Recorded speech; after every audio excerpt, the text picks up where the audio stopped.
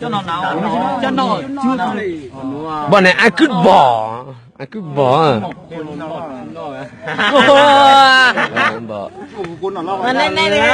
nó này nó lo mà nó luôn được không như có lớn ai cứ bỏ phân bỏ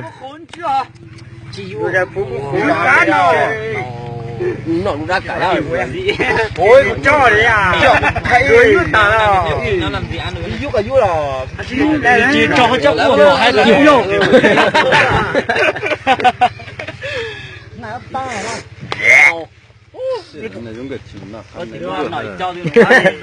ô tao cho qua pet rồi nó lên nó hạt rồi bà con này ai cứ bỏ nọ gì các nọ gì nọ thế thành ra chỉ các bạn nọ dù nọ ăn hay giờ nổi yo cái nọ mình nhớ cái còn cái nọ mà cần này còn quả cà phê biệt phở này này xíu nữa đây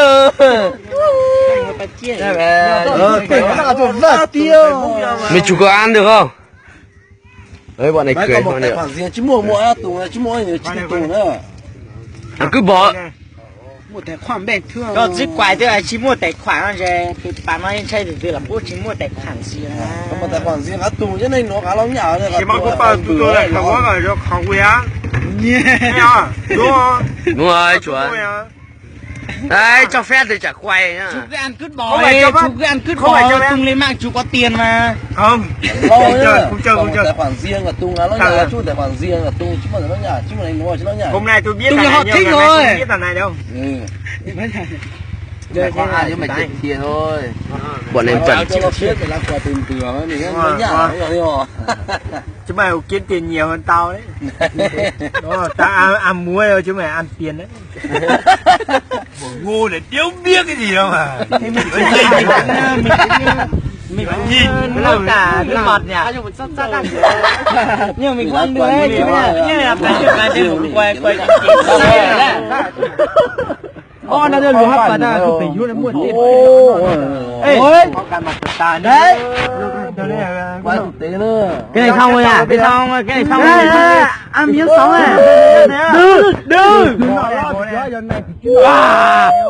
Ủa mình chịu rồi. Nó nạo như hai lần này là. Như để thằng chua.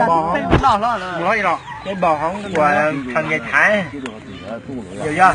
Bảo bò đuôi của của Thái này nhá. nhá. Còn phở hay hả là không phải này. Mày chua lắm. Tá. Chắc là cái con mất ta. Chui mà mày nổi.